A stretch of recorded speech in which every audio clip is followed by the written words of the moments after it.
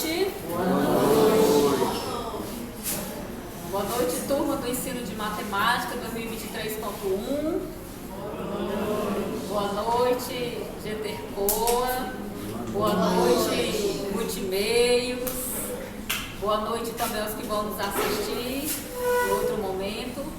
Nós hoje temos a alegria, a honra de receber aqui um professor que tem uma história belíssima na educação, que dedicou a sua trajetória a desenvolver processos de ensino-aprendizagem, metodologias que pudessem engrandecer a área da educação, pudesse fazer história e deixar um legado para outras pessoas que virão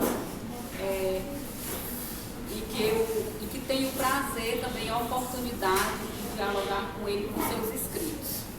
Nós aqui da turma de ensino de matemática, desde o início do semestre, eu sou a professora Mazé Santos, estou à frente dessa disciplina aqui do turno da noite, com a disciplina de ensino de matemática, e nós começamos a planejar umas oficinas em forma de um seminário, para a gente ofertar não só para os nossos aprendizados, para nós nos aproximarmos mais da matemática, mas também trazer outras pessoas para conhecer um pouco do que a disciplina de matemática construiu, planejou, desenvolveu durante todo esse período aqui nessa sala.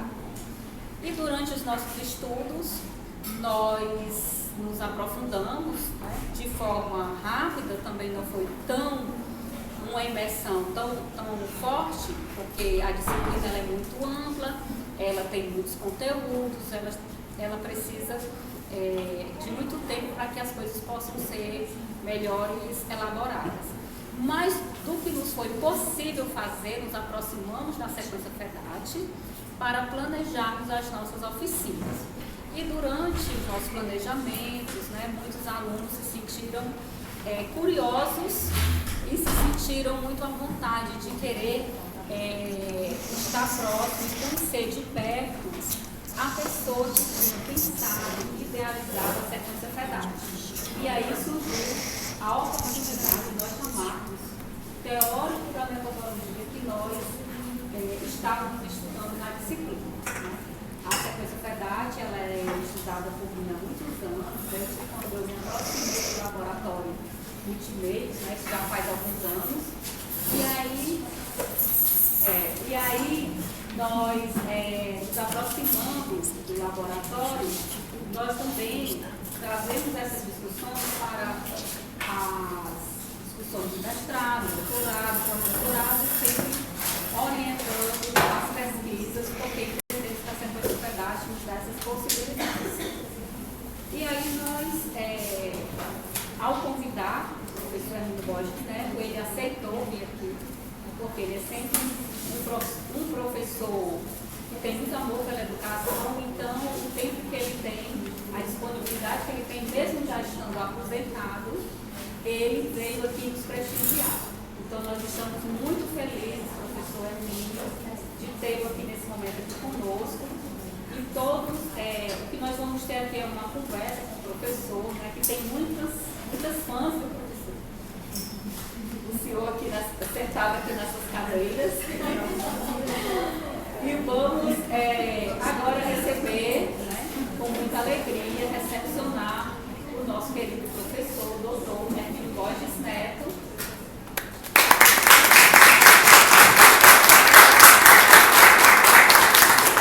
Professor, seja muito bem-vindo. A palavra é toda sua. Fique à vontade. Nós temos até às 20 horas, mas é bom a gente terminar um pouquinho antes, porque tem que arrumar as cadeiras, porque tem uma outra aula nessa sala. Fique à vontade. Boa noite.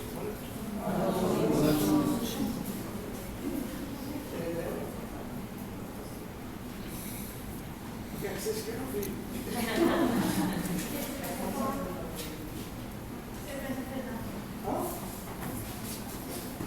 Pode falar.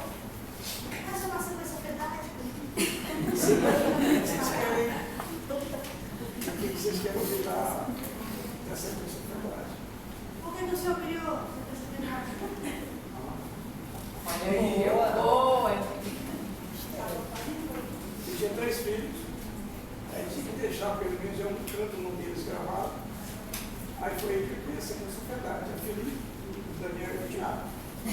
aí deu verdade. Na verdade, se você for no chat GPT, se vocês procurarem chat GPT, pelo menos até uns 50, 60 dias, verdade não tem nada a ver com esse nome. Verdade, se você vai lá no chat, ele consegue descobrir o que é o F, o que é o E, o que é o D, faz umas mágicas, tá certo? E tenta diz o que é que significa a palavra. É o anacrônimo de F, não sei o quê, tá certo? Bem, acho que ele tem orientação. Mas, na realidade, é muito mais fácil dizer que é as iniciais do meu filho. É mais natural, né? Vou fazer o quê? Pronto. O que mais? Então, essa é a coisa verdade. Porque o Bazé não falou, mas eu não tenho nada a ver com a educação. Na verdade, eu sou professor. Aposentado, mas professor. Tá certo? E na realidade, essa coisa foi pensada exatamente as dificuldades que as pessoas têm quando vão trabalhar matemática. Que a gente gostava de dizer na minha época de matemática, porque acho que é mais não sabe, mas eu sou matemático de formação. Tá certo? Graduação, pós-graduação, pós-doutorado. Eu devo ter feito uns 15 pós-doutorados em matemática, porque eu passei uns 20 anos, pelo menos 20 anos que eu passei na minha carreira, eu passava 6 meses em Fortaleza, 6 meses fora do Ceará. Hoje em dia, a turma chama de estágio de pós-doc, né? Então, na realidade, é isso. Tá certo? Então é isso. Então, o que a gente sentia, a dificuldade na graduação, na realidade, na graduação, mesmo na graduação, a dificuldade que os alunos têm quando chegam na universidade, porque a minha vivência com matemática não tem nada a ver com o ensino médio, com o fundamental, essas coisas. A vivência mesmo de matemática tem a ver com o ensino superior, que é onde a gente trabalhava na universidade. Tá certo? E a gente sentia, e nos preocupa que as dificuldades que, quando vocês estudam as coisas para trabalhar matemática com as crianças pequenininhas, tem as mesmas dificuldades que as crianças pequenininhas têm, os alunos no curso superior também têm. Tá certo? As dificuldades que vocês têm com a aritmética e a passagem da aritmética para a álgebra, não tem isso? Não se preocupe que no curso superior a coisa é muito pior. Porque os contatos pequenininhos, porque pelo menos a matemática que você estuda nas séries iniciais, ou você aprende na escola, ou você aprende no dia a dia, na sua vivência, na sua vida. Tá certo? Tem muita gente que não foi para a escola, tem muita gente que é escolarizada e está vivendo aí, dominando a matemática que ela precisa para sobreviver. As operações fundamentais, né? Calcular um pouco de percentagem, essas coisas, um pouco de geometria. Então, aí as pessoas aprendem sem necessariamente ir para a escola. Quando chega no curso superior, o negócio é muito pior. Tá certo? As mesmas dificuldades que vocês têm com aula, com a passagem da aritmética para a aula, essas coisas, os alunos têm que chegar na universidade. Tá certo? Por exemplo, quando você está na universidade, as disciplinas que tem são os cálculos, pelo menos exatas, são os cálculos, as geometrias, as álgebras, né? Tá certo? Você não imagina a dificuldade que a minha especialidade é álgebra. Eu sou geometrista, de formação. Então, a dificuldade que os alunos têm para trabalhar álgebra é muito maior do que as crianças de vocês quando estão na quinta, sexta série, quando começam a trabalhar um pouco de álgebra, quando sai um pouco da aritmética para a álgebra. Então, a preocupação surgiu exatamente porque, na verdade, isso é impossível. A dificuldade que a gente tinha mesmo de trabalhar com os alunos, você pega uma turma de 50 alunos, aí você tem 70% de reprovação, que é uma média boa. É muito puxado. certo desperdício de esforço de energia para você ter os índices de renovação. E a renovação não está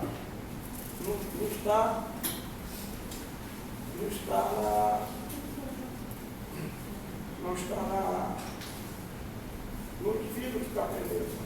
Geralmente está na forma de você trabalhar a matemática no dia a dia com seus estudantes. Bom, então a sequência foi criada com essa minha expectativa de ver será que pode melhorar, será que a gente pode, será que o ensino de matemática pode melhorar? Então foi essa expectativa que a gente criou. Começou a pensar nessa transformação agora para trabalhar. Porque veja, na realidade você tem. Na realidade eu vou trabalhar hoje com as tecnologias mais sofisticadas que tem.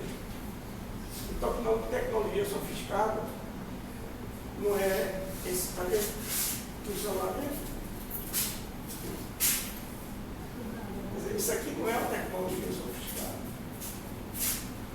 Porque ela não tem vida longa. Tá certo? Não tem vida longa. Ela tem vida muito curta. Porque isso aqui dura 2, 3 anos, aí já o sistema operacional mudou. Tá certo? Você tem que mudar o sistema operacional. O sistema operacional que você tinha antigo, às vezes, não funciona mais. Você tem que fazer a adaptação, tem que jogar fora e pegar o novo. Então, essas tecnologias, embora não sejam modernas, ela não tem vida longa. E tem vida longa isso aqui, ó. É isso? Sabe o que é isso? Tempo do Bumba. Você sabe o que é o tempo do Bumba? É isso que ele não sabe, não. O que é Guilherme? Tempo do Bumba? Sei não, professor, sou antigo. Tá certo. Sou quase geração alfa. Porque na realidade você tem na realidade todas as tecnologias que é o.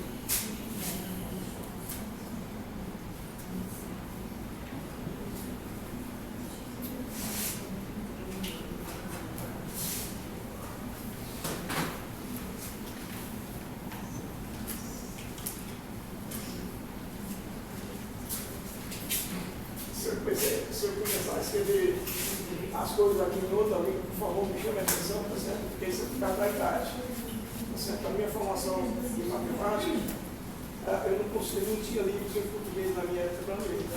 Então, as leituras que eu tinha que fazer eram em língua estrangeira. Inglês, preferência inglês, francês ou alemão. Então, a gente cria o hábito de internalizar e pensar numa língua estrangeira, porque são 30, 40 anos que você fala, é o tempo todo lendo, fazendo leituras numa língua estrangeira. Hoje em dia, eu não sei se é graças a Deus, mas por mim, graças à matemática que eu estou formando, a gente já tem uma boa literatura em português para nível superior. Mas, infelizmente, não se compara com as literaturas em língua estrangeira que tem fora. Então, se eu fizer besteira, por favor, e nada de sedentismo, não. É vício de gente velha. Tá certo? Então, você vai fazer a tradução, aí você se enrola com a gente. Então, na realidade, a gente tem o novo e o velho PC. O PC, o papel, a caneta, o papel de crayon, e ou então o personal computer. Tá certo? Então, a tecnologia que tem vida longa é o velho PC. É isso aqui, ó. Tá certo? E é muito mais próximo da gente do que uma máquina dessa que está aí. Tá certo? Você trabalhar, começar a explorar no ambiente educacional um computador desse é uma coisa extremamente difícil. Tá certo? Quer ver? Vamos fazer a experiência do nome? Ah, não. Como é o nome? Ei, Júnior, vem cá, Júnior. Tá, Júnior? Vem cá, José, certo? José, a gente pode fazer. Pode fazer o quê? Pode. Pode fazer uma espegadinha? Pode. Então vai lá, José. Vai. Sim, o que é que eu tenho que fazer? Vou fazer com o José. Nada, o José está silencioso, vai morrer por ele.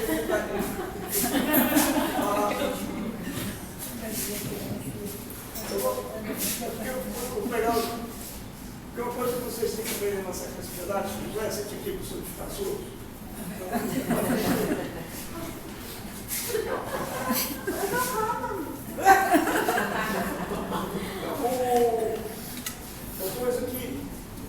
Uma coisa de dificuldade que tem, esse mise-en-scène todo dia que eu estou fazendo, faz parte da sequência da verdade. Mas aí falou um pouco de vocês, que eu quero estar xixando aqui. Então, uma das coisas que a gente sempre gosta, a gente sempre faz na sequência, é ter que fazer com que os alunos participem. Por quê? Porque o que eu vou falar, eu já sei. Tá certo? Quando eu vou dar minhas aulas de matemática, a matemática eu vou fazer, eu vou trabalhar com meus alunos, eu já sei. Tá certo? Não adianta que eu não vou aprender matemática com meus alunos, nem com meus alunos de doutorado eu aprendi matemática. Tá certo? Por quê? Porque está no nível acima, bem acima deles. Agora, o que é que a gente aprende com eles? Convivência, a forma de trabalhar, a forma de relacionar, a forma de pensar deles, a outra forma estruturada de reagir. Então, isso que a gente aprende. Isso é um raciocínio que a gente tem que desenvolver. Tá certo? Então, e as pessoas, às vezes, não estão acostumadas a diálogo, a conversar, a trocar ideias, a falar. Tá certo? Ainda bem que o José apareceu. Né? Então, o que é que a gente tinha que se fazer normalmente para fazer o público fazer um mise-en-scène um preâmbulo inicial, tá certo? De modo que você faça com que o grupo que você está conversando, trabalhando, ele solte, na linguagem nordestina, solte a franga. Se solte, relaxe e comece a fazer, a promover o diálogo, a discussão. Porque só o aluno calando, aquele que baixa a cabeça o tempo todo assim, né? É assim o calando? Então o aluno calando, o aluno é algo que tem, que a gente pensa que ele está concordando, discordando, não vai. Então, o senhor trabalhando comigo.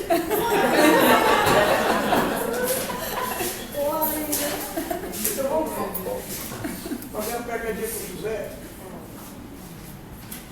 José marca 3 pontos.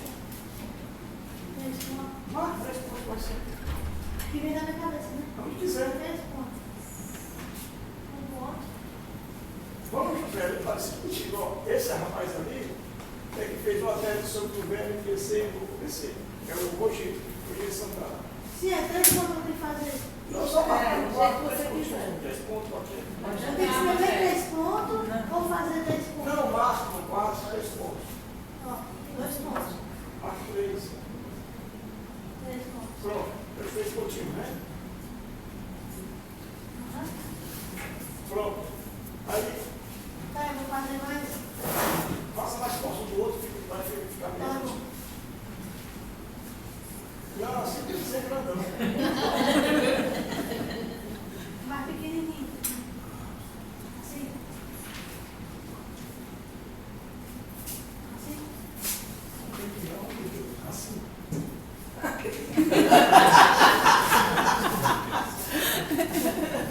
Tem que ser específico. Pronto. Aí, agora está perto demais, né? Mas vamos lá. Agora liga. Os pontos. Os pontos.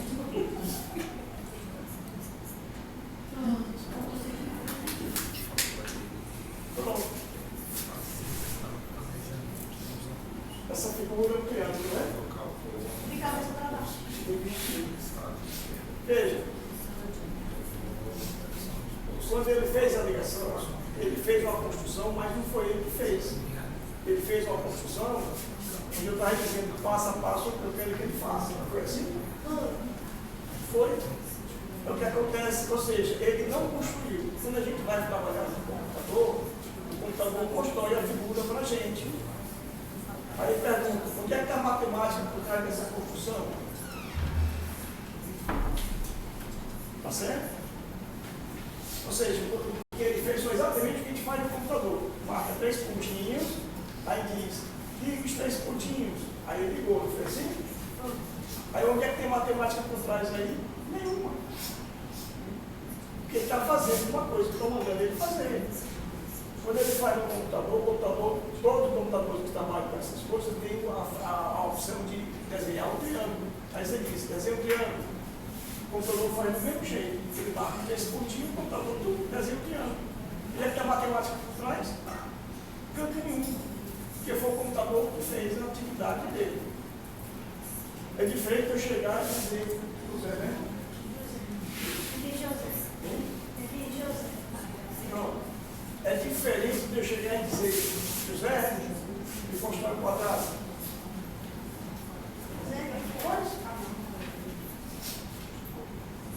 Agora ele está fazendo o quadrado. Isso é um quadrado? O que é um quadrado? Tem 4 lados. Ah, é? Ó, 1, 2, 3, 4. Olha aí, o que vocês acham? É isso é um quadrado? Não O sei que não é? Por que que não é? Ah, pode ser só para fazer isso. Tu é o Cristo hoje, né? O que é um quadrado? O que não é? Hã?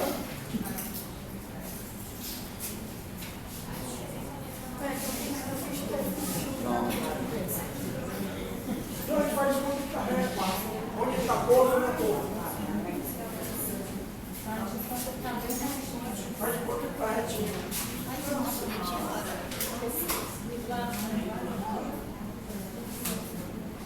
Então, isso é um quadrado. Depende de que visão.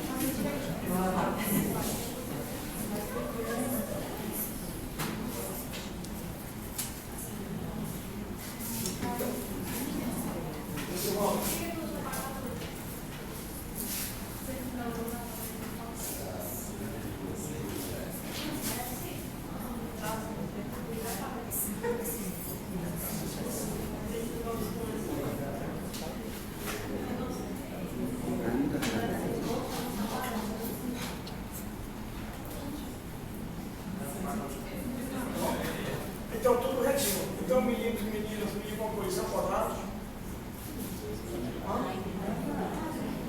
Segundo Depende da quem? intenção que ele Segundo teve. quem? Não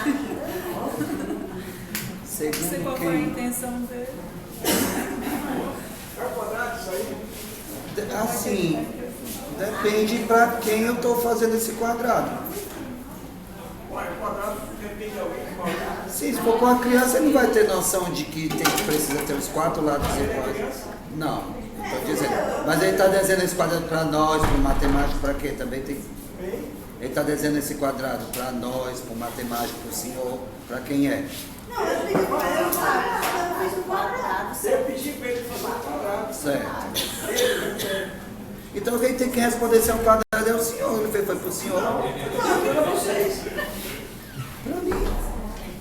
Segundo a matemática, sim. Por quê? Porque tem 4 lados iguais. É para ser igual, mas não está muito igual. Mas suponhamos que seja 4 lados iguais. Então é. Por que não quadrado negativo? Um polígono com 4 retas fechadas iguais.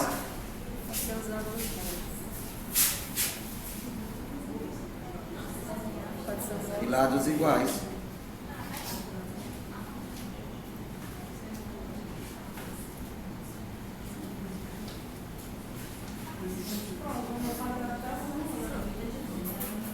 Isso é um quadrado. Eu só tinha direito a uma pergunta. Isso é um quadrado? Por quê? Para ele é.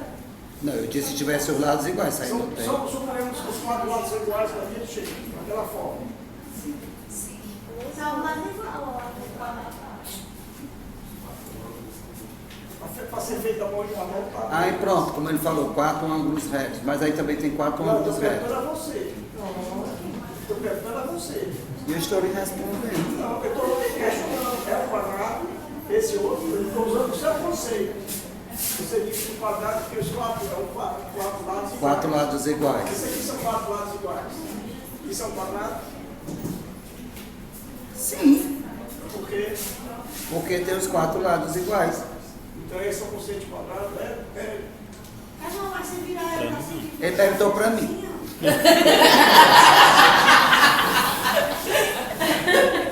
Agora sim. Essa parte, isso que eu estou fazendo com vocês, a parte mais difícil de fazer com essa possibilidade, porque eu estou estudando o raciocínio que ele tem, o conceito que ele tem de quadrado que está errado. Ah, Aí o que eu estou fazendo? antes que ele fique zangado, eu passei para o... Eu não fiquei zangado, quero aprender. Você pode ver como ele se comportou, ele estava zangado. Não é? Isso é normal dele. É o normal dele. Mas o que é que eu fiz? Para não exasperar, mas eu passei por... Aí percebi, são quadrados.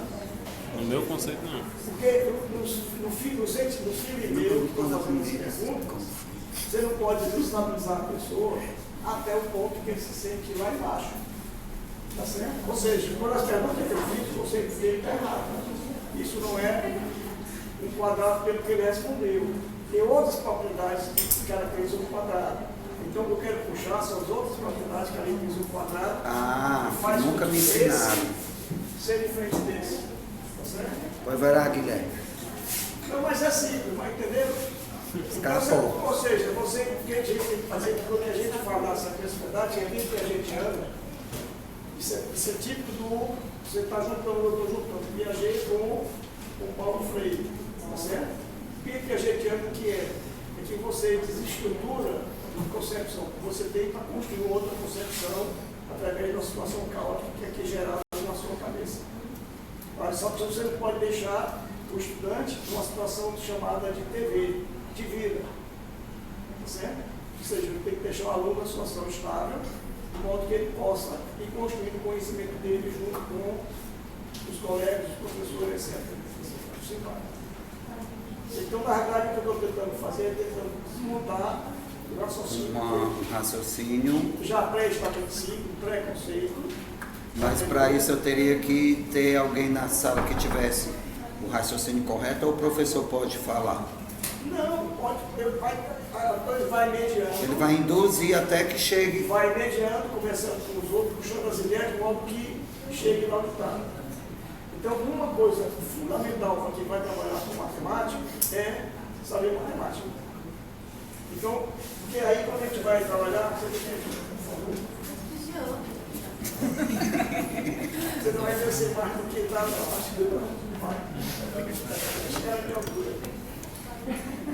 Agora eu quero saber o que é um quadrado. Tá certo. Isso, o quadrado tem umas características de quadrado, tá certo? Como é que você faz tradicionalmente? Lembra o nome? Carlos. Carlos Andrade, né? Quinto. Quinto. Quinto Zangrado. É. Não, do outro canto. E os 4 primeiros tudinho também. Então, na verdade, existe um conceito de quadrado. Assim, a gente tem explorado. Então, não é você chegar e dar para o outro e dizer, olha, isso aqui é um quadrado. É aquele exemplo que eu fiz do triângulo. Tá certo? Quando um gol, ele vai construir o triângulo. Vim aqui, na verdade, não foi ele que construiu. Fui eu que orientei passo a passo a construção. É que você faz no computador. Ou seja, a matemática por trás não aparece. E na realidade, se é um curso de matemática, você tem que puxar a matemática por trás, não a habilidade dele de trabalhar no computador. Tá certo? Falando do triângulo, até essa concepção para os nossos alunos, se você desenha um triângulo, por exemplo, de cabeça invertido, que nesse daí, eles já não conseguem identificar que é um triângulo. Tá aqui. Qual foi a primeira coisa que ele disse? Você não ouviu, o que você disse? Cabeça para baixo. Não escutou não, tá zangado. Eu tinha nem começado ainda, eu não estou zangado não. Eu estou zangado você dizer que eu estou O zangado. normal dele é assim, ele tá zangado não. O normal dele é assim. Não, o que eu estou falando, Bichinho. se você fugir o padrão do triângulo ser aquele normal, a criança já não sabe mais o que é um triângulo. Normal que... Quando aqui a criança, a primeira coisa que ele disse, está de cabeça para baixo, foi assim, né? Ou seja, está invertido. Está falando do padrão que é trabalhar. O problema é que a escola trabalha com padrões. Não trabalha com situações genéricas. Trabalha com situações particulares. Quando a gente bota o triângulo tem que ser assim, Sim. todo mundo desenha o triângulo assim. Tá certo? Mas esse é um triângulo particular, um caso bem particular de triângulo. Nessa posição, você pode tirar à vontade. Na hora que gira à vontade, você desestabiliza. Então, o computador, nessa situação, o computador é ótimo para isso, porque eu posso pegar o triângulo do traço e fazer ele girar à vontade, de várias formas, em várias posições diferentes. Mas aí deixa eu fazer mais uma pergunta. Só mais 11, viu? Né? É. Não, tá bonito. A partir do momento que a criança tem o conceito de triângulo, então da forma que eu desenho ele vai saber que é um triângulo. Isso, Se você- tipo, porque a maioria dos professores que são polivalentes, eles não tem um aprofundamento em matemática tão grande. Então, geralmente, o conceito de triângulo é uma figura geométrica com 3 lados fechados. Isso, mas você tem que trabalhar o que a gente quer fazer, o que está fazendo com você. Você aí não fez nada, que eu só não disse. É isso, você vai ficar curioso. É a sequência, mata a gente. Mata a pau, né? Curiosidade. Tá certo? O que eu estou fazendo com vocês, na verdade, que a gente estruturando o conhecimento prévio que você tem. Para reconstruir o conhecimento de vocês de uma forma mais adequada. Esse é o seu caso. Tá certo? Tá certo? Agora, no caso do. Então, o que eu fiz na realidade foi o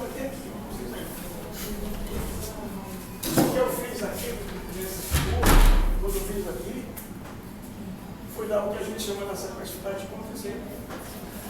Ou seja, deu uma figura para obrigar você a refletir se isso daqui também é um quadrado. Vê que o meu Ou seja, conceito- está colocando em xeque o conceito que você tem de quadrado. Que é 4 lados iguais. Tem outra coisa, tem alguma outra coisa que caracteriza ser um quadrado, que não é só os lados. Tá certo?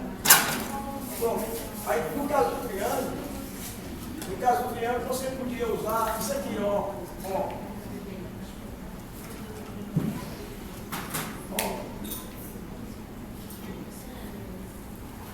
Pronto, esse é o triângulo. Eu tenho que responder agora. Tá. Tá certo? Então essas coisas vocês. Então, você tem que saber matemática para poder colocar situações no conceito para estabelecer. Aqui não é, porque para construir o triângulo tem que ser, os 3 lados não podem ser alinhados. Os 3 pontos que você escolhe não podem ser alinhados. Tá certo? Porque também quando você vai construir esses aqui, você não pode ter 3 pontos alinhados. Como é feito aqui. Pronto. Então, essas são as ideias que você tem que permear quando você trabalha com sequência didática. Tá certo? Então, tem que saber fortemente. Era pra ficar? É. Pode chamar, pode ir. Não. Você está lá, você está lá com o Vamos outro. deixar um café de novo. Tá bom. Isso é uma das coisas que a gente trabalha com a sequência didática. Isso aí não é um quadrado, mas vai cobrar na próxima dia, tem que trazer os conceitos que sejam um quadrado.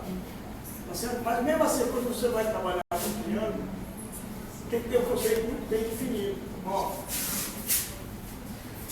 o pessoal das escolas gosta de trabalhar com os palitinhos, né?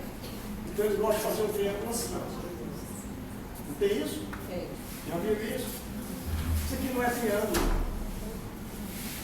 Isso aqui são 3 pedacinhos de palito ligados com eles para formar essa figura. Isso não é triângulo, porque esse aqui é vazado. Tá certo? O triângulo não é vazado. O triângulo é essa parte aqui todinha. A parte do plano limitado por esses 3 segmentos de reta. Então esse é o conceito de triângulo. Então na hora que você faz com os crianças, com os pequenininhos, fazer essas brincadeiras, tá certo?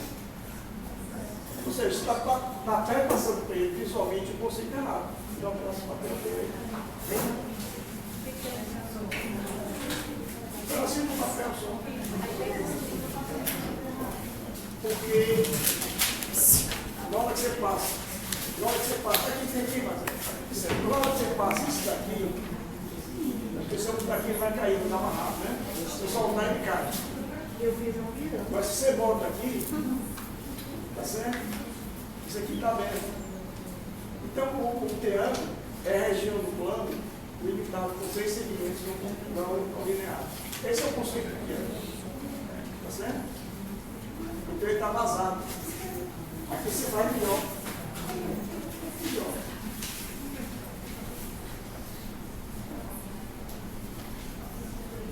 Bom.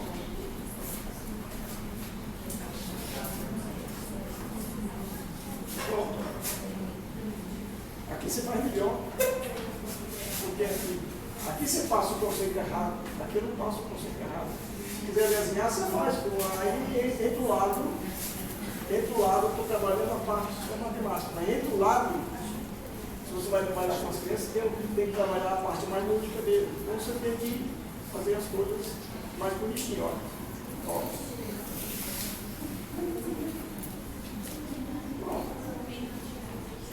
Aqui temos. Então aquelas brincadeiras que se faz com os palitinhos, juntar 3 palitinhos, passar uma barbante por dentro, tem essas construções.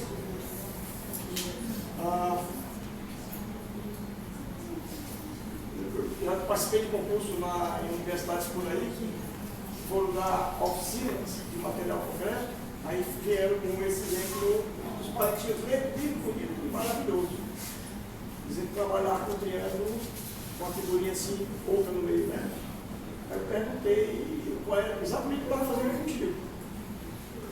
Qual o conceito de triângulo que tu tem? O que é que significa triângulo? Ela foi tentar desenhar. Não, fala.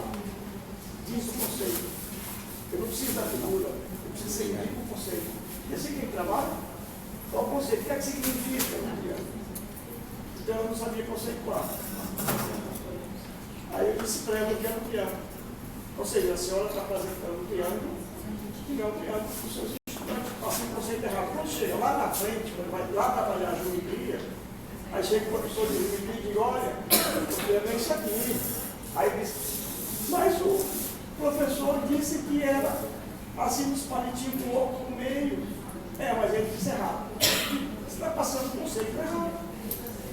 Tá certo? Então passa o conceito certo. É o que a gente chama nessa matemática de situação generalizável. Não tente facilitar. Tá certo? Tente dificultar. Dificultar no sentido, não é no sentido de colocar dificuldade de execução. É dificuldade no sentido de colocar obstáculos de ordem psicológica. Ou seja, que a pessoa precisa refletir para superar aquele desafio. Não é o obstáculo do ponto de vista físico, é do ponto de vista interno, do ponto de vista de reflexão, de raciocínio. Então aí você tem que fazer essas coisas. Então precisa, para trabalhar qualquer área, para trabalhar matemática, você precisa saber 2 coisas. Uma coisa, eu sou matemático, então eu tenho que saber matemática. Não tem como. Tá certo? Eu sou oculista, tenho que saber o quê?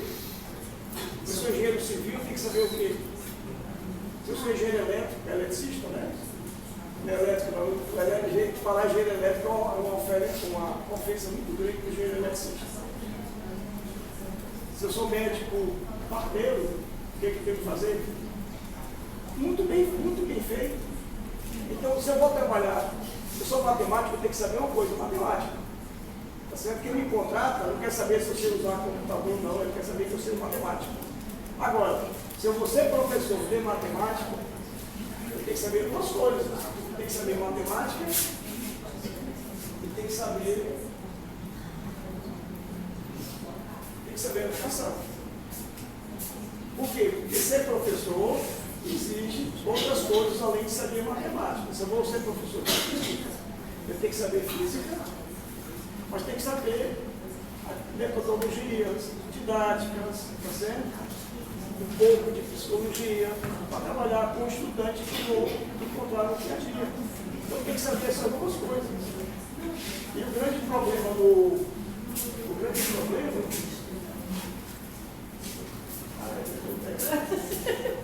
até babá tem que ser, tá vendo? Por favor. E o grande problema que a gente encontra é: basta saber matemática para ser professor? Não. Basta saber educação para ser professor de matemática? Não. Tem que saber 2 coisas. O problema é que a maioria dos professores de matemática no ensino fundamental sabe mais educação e menos matemática. Por outro lado, Que nem eu. Isso. Mas não adianta. Ele era para ter concordado. Não fique deprimido por isso. Não é só eu. Eu vou no hospício junto com os restos, né? Mas não fique deprimido, não. Porque a maioria dos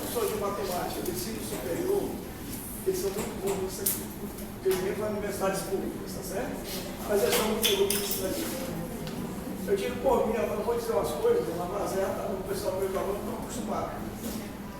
Quando eu era matemático mesmo, de carteirinha, eu morria de raiva, porque eu tinha que dar aula para aqueles caras que estão entrando na universidade e não sabem nada de matemática, tá certo?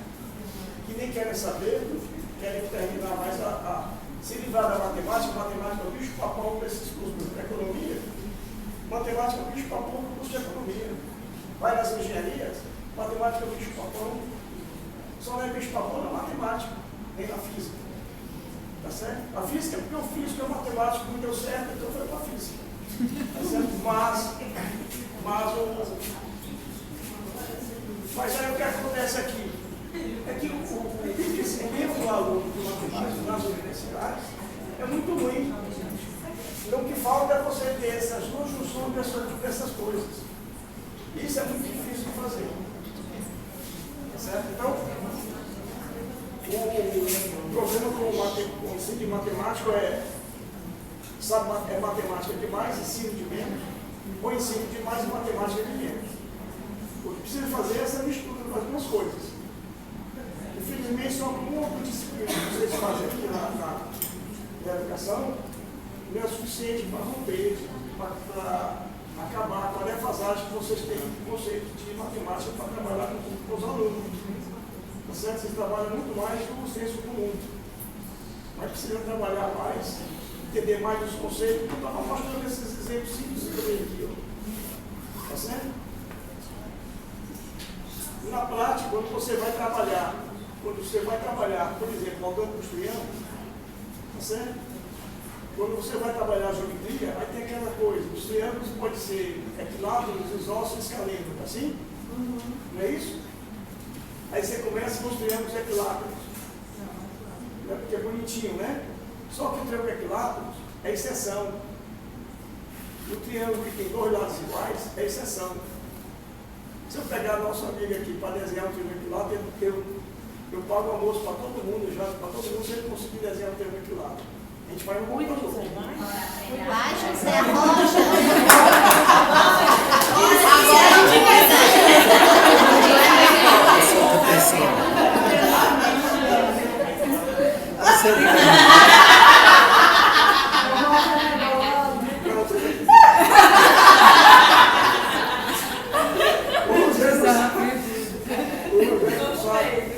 ficou com medo. O senhor ia pagar nossa almoço. Eu só não xingo mais. Porque graças a Deus ele está com a camisa do Ferrinho. Eu acho que é azul, não é preto não. Também tá Faz de conta que é para não xingar mais. Então,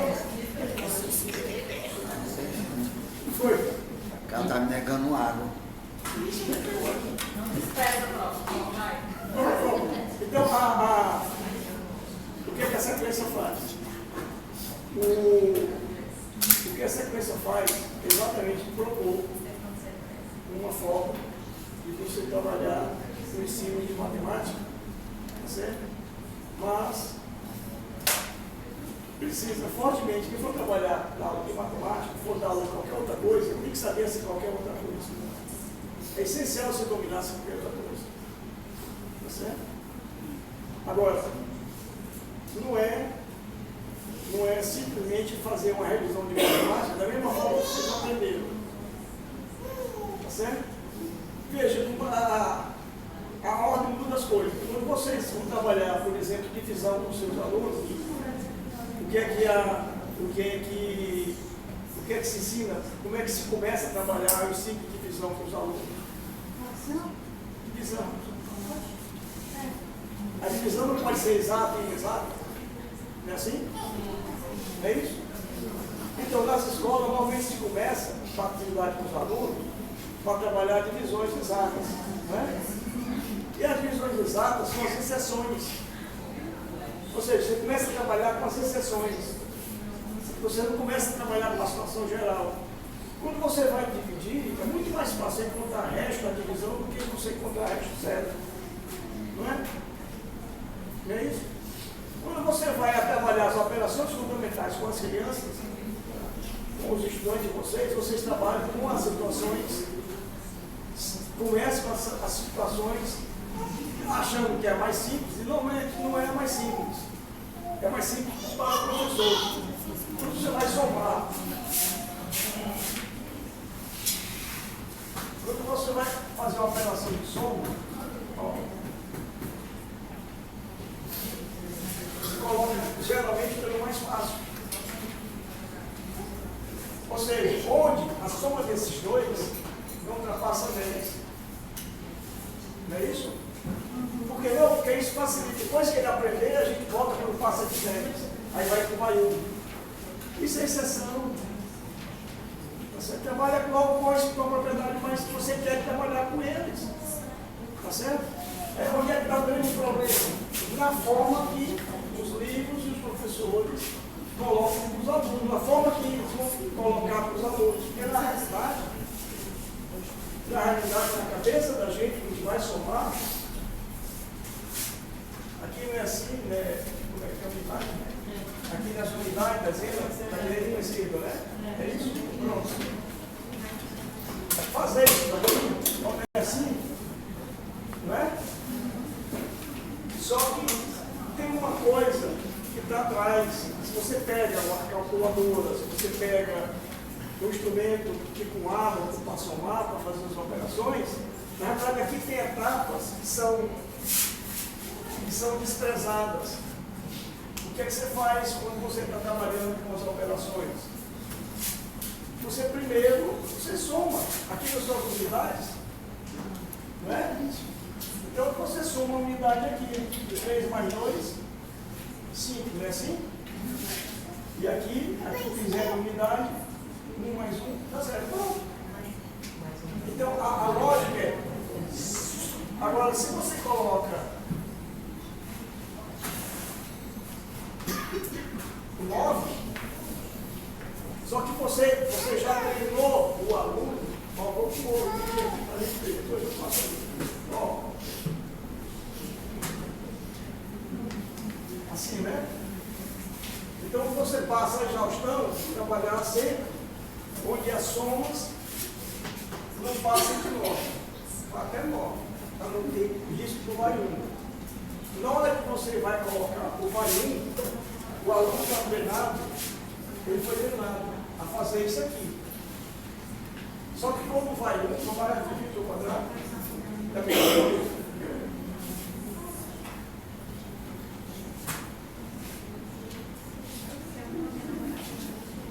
Aqui não vai 1.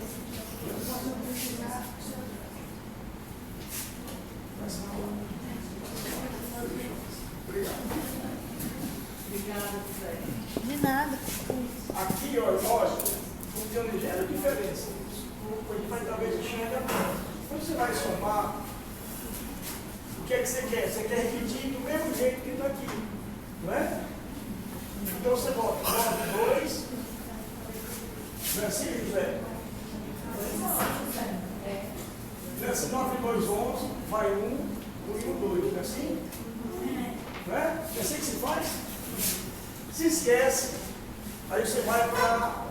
Se esquece para a parte mais importante, que é a parte da sequência de verdade, que é a questão do aluno maturar, a maturação, né? O aluno maturar, amadurecer. Certo? Qual é? Que não foi explorado aqui. Aí, ou seja, aqui começa a ser exceção do que é aqui. Não é a mesma coisa. É porque são as unidades. 9 e 2, não deve dar José. José, pode conversa. Bota para fora. 9 e 2. 9 e 2 é 11, né? Não é assim? É 11? É 11? Então, e o mais zero, então ele tem 11 unidades e tem uma dezena.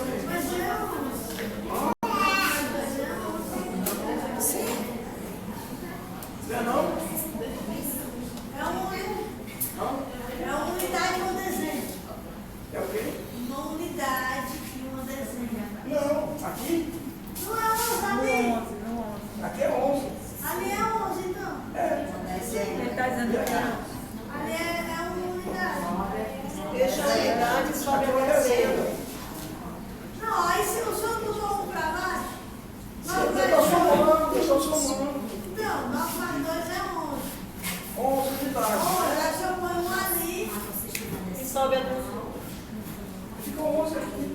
fica 2 anos.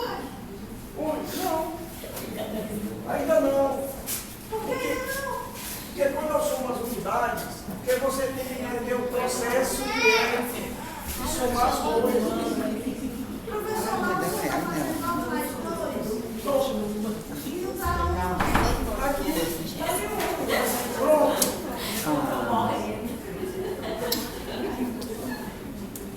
Pronto, agora. 3 mais 9, 12. Não é assim? Não é não? Porque o algoritmo que a gente que você trabalha, você esquece a parte mais importante, que é a parte da reflexão do aluno.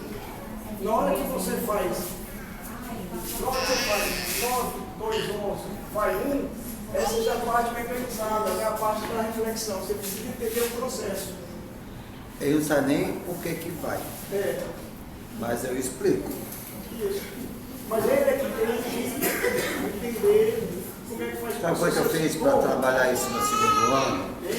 Sabe o que foi que eu fiz para trabalhar isso no segundo ano? Eu fazia os números, a conta, aí eu peguei, como é segundo ano eu só trabalhei unidade e dezena. Então eu peguei caixa de ovos, com 10 unidades, aí escrevi o nome de unidade numa tampinha de uma caixa e dezena noutra. Aí pegava, por exemplo, as unidades eram vermelhas e as dezenas azuis.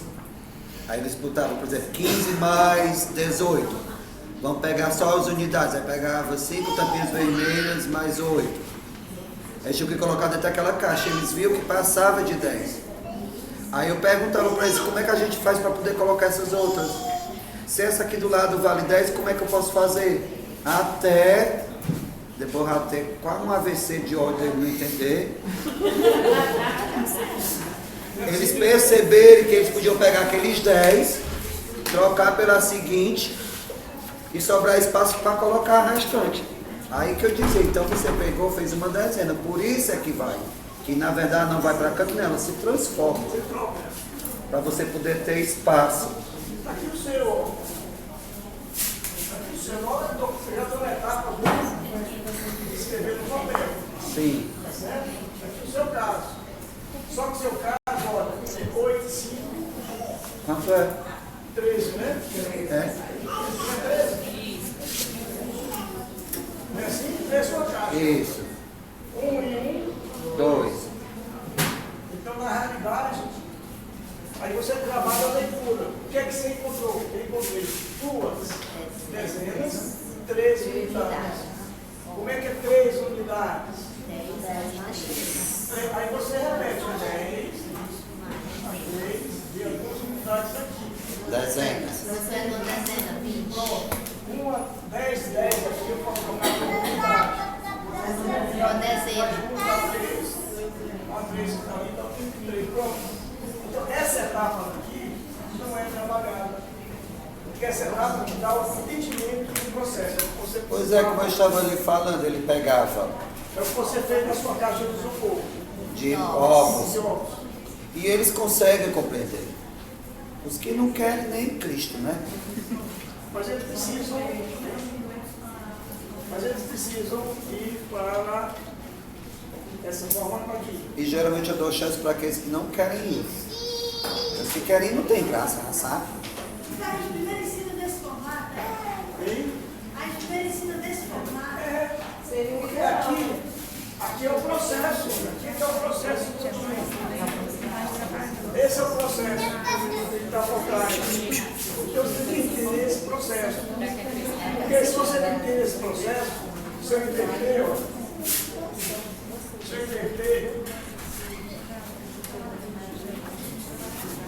se você não entender esse processo, se você inverter a ordem, quando você está na sua caixinha de isopor, não tem problema. De ovos. Desculpa, é mais isopor, né? Não? Caixinha de ovos, plástico. Se você inverte a ordem, não tem problema, porque ele está na parte do concreto. Aqui a gente está tentando abstrair para chegar no algoritmo que ele precisa entender. Tá certo? Se você inverter, ele não faz. Porque tem professor que não faz. Pronto,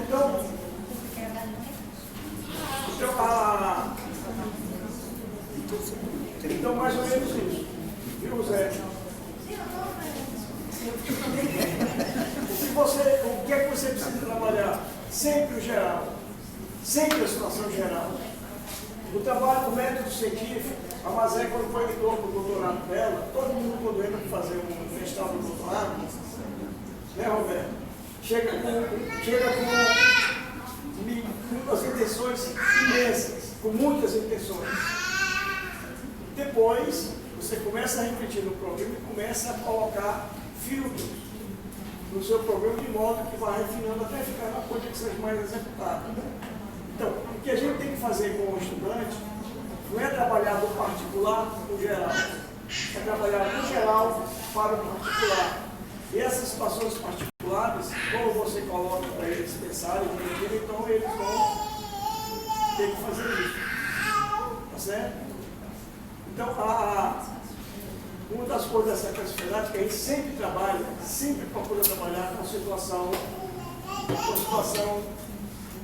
geral para depois entrar nas situações particulares. Por exemplo, esse exemplo que eu fiz aqui do triângulo, essa do triângulo, é uma situação extremamente particular que você chama dessa figura aqui de triângulo, que não é um triângulo. Tá certo? Então, trabalhe mesmo com o triângulo. Tá certo? Então, a sequência dessas coisas, tá certo? Não é fácil de fazer, não é fácil de aplicar. Tá certo? Essa parte que o senhor trabalhou do triângulo, quando o senhor monta o triângulo com papel, para a criança perceber que o interior do triângulo ocupa espaço, é isso? Faz parte do triângulo. Tipo, aí fica até mais fácil para quando ele for trabalhar a área, perímetro, que ele vai perceber. Então eu não sou um matemático tão ruim, não. Bom mesmo. Dá Como é que eles calcularam o triângulo aqui dentro se isso aqui é o? Certo? Eles vão ter a ideia de que o triângulo é só as linhas. Eles não fazem. Então é essa parte que você tem que trabalhar. A parte que tem que trabalhar de uma forma adequada. Não, Rosa, sai da lição.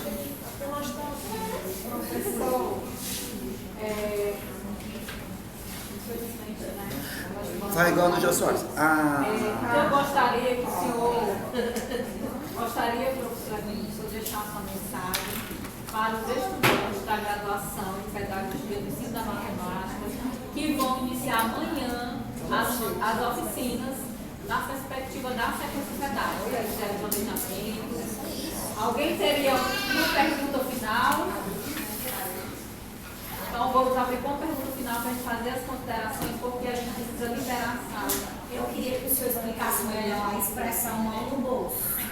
Como é que seria o professor com a mão no bolso? Agindo dentro de uma realidade de uma escola pública com 40 alunos, cheio de lacunas da educação básica do início, e às vezes não sabe nem a sua operação básica, mas o professor com a mão no bolso, aguardando que esses alunos criem as suas hipóteses de resposta para os problemas, que eles já têm lacunas antigas. Se visse nessa situação e me explicasse a expressão mão no bolso. Um texto pequenininho eu nunca tive, não. Mas eu já peguei 60 alunos no curso de cursos que eu dava aula no ensino superior. Dentro do ensino superior. Tá certo? Mas veja bem, eu já dei aula também em física no Colégio Batista. Tá certo? Certo. Turmas grandes. Tá certo? Batista, escola particular, né? Tá certo? Eu também já dei aula no Colégio Joaquim Urbano, no Colégio de Veneza. Era aula de matemática financeira. Era turma grande. Tá certo? O problema maior, sabe qual é que você vai encontrar? Veja, o problema maior que você vai encontrar é que você vai pegar estudante que está acostumado com determinado tipo de trabalho na escola. Você vai ser diferente. Tá certo? Você vai ser diferente, o que vai fazer de uma forma diferente. Certo? Então você precisa fazer primeiro a cabeça dos seus estudantes. Essa dificuldade que você tem, que você vai encontrar, não faz muita diferença no ensino superior, não. Quando já determinados cursos que eu dava, os colegas meus chegavam para mim e dizia que não queria dar aula. Minha aula era zona. Sabe que é uma sala de zona, né? Uma bagunça total. Enquanto as nossas salas estavam muito silenciosas. Mas eu não tinha moral. Tá certo? Eu não tinha moral, os alunos não entendiam nada, tá certo? Eu não dava conteúdo. Só que nas avaliações, os meus alunos são melhor. Tá certo? Aí tudo depende da avaliação. Porque, veja, em determinado momento, eu passando, quando eu estava na educação, eu continuei a dar aula lá no PC. Eu dava muita aula nas engenharias, porque a minha origem também é da engenharia. Tá certo? Então era comum estar dando aula, aí chegava outro professor da outra turma, estava dando a aula dele, da mesma disciplina que a minha, tá certo? Aí eles achavam que uma aula era movimentada, que era muito bagunçada, só que eu tinha um controle da turma, né? E era o controle de fazer mesmo, era o controle de discussão. Então ele chegava, era comum encontrar situações quando chegava o coordenador e dizia, professor Emílio, vamos fazer assim, as outras turmas da sua disciplina, vamos fazer a prova conjunta. A prova conjunta deles era, eu pegava meus alunos e botava para fazer uma prova dentro do estilo que o professor estava dando aula. Qual estilo? De receita, de passar receita. Aí eu disse, ótimo. Aí eu dizia, primeiro AT a gente faz NPC, né? Esqueci não. Eu dizia, ótimo, não tem problema não. A gente faz, a primeira prova faz, os meus alunos fazem junto com os dois colegas, os três turmas. E a segunda prova, os meus colegas traziam seus alunos e faziam as provas junto com os meus. Pronto, eu não tinha coragem. Porque as provas que eu dava era prova de reflexão. Eu levava mais tempo para fazer, porque tinha que refletir, tinha que pensar. Então, e geralmente quando eu pegava os alunos, eles veja, no ensino superior talvez seja pior do que os seus. Porque quando eu pego uma turma com 50, 60 alunos, por exemplo, de curso de engenharia elétrica, de estudos algébricos, de álgebra linear, de curso de engenharia elétrica, eles já passaram pela educação básica todinha, ensino médio, trabalhando dentro de uma certa cultura de aula. Quando eu pego os alunos e começo a modificar a forma de trabalhar, a reação geralmente é muito grande. Aí o que é que eu fazia? Eu passava pelo menos um tempo combinando para ele fazer esse exercício que eu fiz com vocês no começo. Conversando, falando das coisas, falando de matemática, para que ele se via, etc. Tá certo? Para ele se acostumar com a minha forma de trabalhar. Aí depois ele me defendiu. Tá certo? Por exemplo, de dizer que eu ia dar aula, que eu precisava usar computador. Tá certo? Precisava usar a internet. Aí o dia que tinha internet, tá certo? Aí ele disse, professor, tem um roteador ali naquela sala, mas está fechado, o roteador está desligado. Aí a gente fazia uma campanha, se juntava e ia lá na diretoria para consertar a internet do laboratório que estava quebrado. Ou seja, você conquistava os alunos, tá certo? Se você for trabalhar a sequência verdade e não fizesse esse jogo com os seus alunos, conquistar seus alunos, você vai ter problemas. Até com os pais. Os pais estão acostumados que você passa aquelas tarefas padrões que eles foram educados dentro dessa tarefa. Porque infelizmente, uma sala de aula, a minha sala de aula que eu fazia ensino fundamental, não mudou muito há uns 40, 60 anos atrás. O que é que mudou? O que é que mudou da sala de aula como você fazia fundamental para hoje? Mudou alguma coisa? Muda alguma coisa?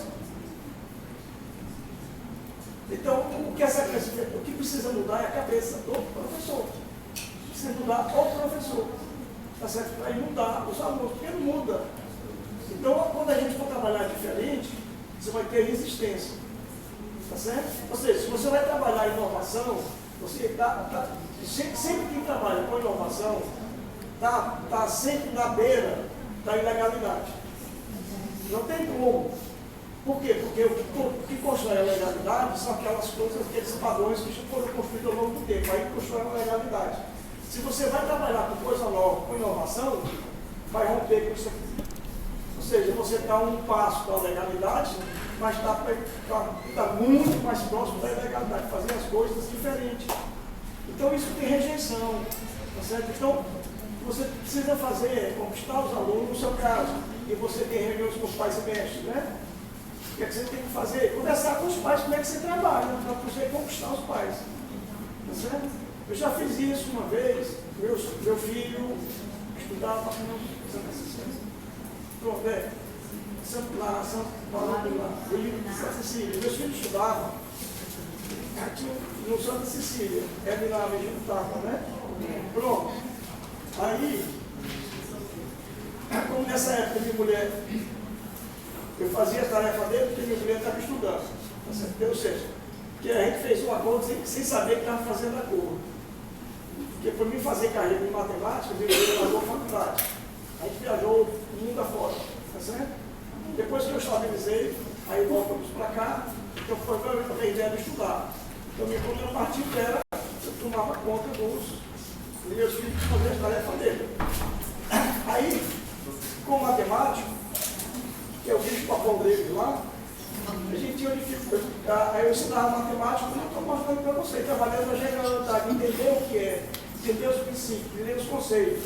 Isso é que fica. Essas regrinhas que a gente tem, essas de operação, essas coisas, a gente esquece já já. Tá certo? Aí o que acontece? O meu filho estava na época de quinta, sexta, série, trabalha com fração, não é isso? Sim. Pronto. Aí ele estava trabalhando com fração e eu estava construindo o conceito de fração com ele. E não era o conceito de fração que a professora dava. Só que toda vez que passava as tarefas a fazer, meu filho fazia as tarefas todas certinhas. A professora, quando ia olhar, como ele desenvolvia, ela não entendia e dizia que ele chutava. Chutava. Aí como é que eu fiz para poder meu filho não se lascar? Peguei a professora E ameaçou. e aí fui pegar a professora. Ameacei mesmo. Eu disse para ele, olha, ele está fazendo certo, vamos ver como é que faz. Aí eu fui ameaçando ela para ela entender como era a construção dela que ele tinha feito as construções. Hoje nós estamos no céu que geometria e fração já é no começo do livro. Antes era no final, a gente nunca via. Geometria? Fala que as mulheres botavam o outro para fora. Ela pode, ela tem escola lá. Tem respaldo. Depois eu conto a você, vou contar. Posso contar? Pode vir amanhã de Ele novo. já sabe. Amanhã, depois da manhã. Você quer conhecer um pouco do lugar de tempo? Quanto tempo? Muita década. Quase 4 décadas por aí. É porque o professor tem muita coisa para contar para a gente, muitas Eu histórias. espero que não deu. Mas, Para terminar, para finalizar, o que você tem que fazer é vender seu peixe. Conquistar seus alunos e conquistar os pais dos alunos. Pronto, com isso aí, você fica com as costas lá. e aí a mão no bolso, ó, vai ser show. E a mão no bolso é show. Mas veja bem, a mão no bolso vale para qualquer coisa. Se você quer que a pessoa aprenda, é o que eu disse. Você tem que colocar a mão no bolso e mão na massa é quem não sabe. Tá certo? Você precisa orientar, fazer o que você precisa fazer para os alunos para eles executarem as coisas. Tá certo? É muito mais difícil de trabalhar com as suas criancinhas do que com as minhas criancinhas no ensino superior. Porque vocês têm umas coisas mais difíceis de trabalhar, que é a parte de cognição. Tem deficiência em aprendizagem, tem deficiência intelectual, etc. Eu não pego isso. O que eu posso pegar na universidade é um filtro muito grande, é deficiência física. Tá certo? Porque é um filtro muito grande, para chegar na universidade é um filtro muito grande. Mas vocês não, vocês vão pegar pessoas com muitas deficiências e esse é um aspecto que é difícil de trabalhar. Mas a secretaria te ajuda para isso. Se você quiser, lá no sala tem os alunos nossos que terminaram o doutorado aqui e trabalham na sala com crianças com deficiência cognitivas. E utilizaram, mas preocupe não, que não é fácil não. Eles usaram essa pedaço para tirar as consciências. Em tese, lá no estado. ninguém falaria nunca isso. Olha, tudo tem que convencer. Eu tenho um filho, eu tenho um neto, que tem uma síndrome, ele é autista leve. Aí na escola dele, ele tem a maior dificuldade de ser professor do ponto ele para somar aquele número desse tamanho para somar, né? Eu consegui convencer a professora, essa contazinha que a senhora está querendo que ele faça aqui no papelzinho, né? Professora, quando ele sair da escola, a senhora não faz. A senhora não faz no dia a dia. Quando a senhora vai fazer o supermercado, ou vai fazer a feira, a senhora não usa o papelzinho escrevendo as continhas não, professora. A senhora usa o quê? Calculadora. Então eu consegui convencer a professora, meu neto é o único da sala, que faz as contas na calculadora. Agora é uma desgraça, porque ele é muito inteligente, ele faz muito rápido na calculadora, mais do que os outros, aí então depois ele fica quebrando lá com os colegas. Vai ser um problema. Não, eu quero ir na minha sala. Mas não é mais meu problema. É o problema da professora. Tá certo? Muito bom, Vai, professor. alguém? Muitas histórias, lamento demais. Tô Meu bem. coração partido. Ter que interromper, professor. Você sabe do amor, né? Sei. Pois é. Mas assim, a gente tem uma aula em segunda, né? E a aula é só até às 20 horas e o professor vai chegar aqui na sala. Então, gente, vamos agradecer esse momento com o nosso professor Emílio, né? Com as nossas palmas para ele.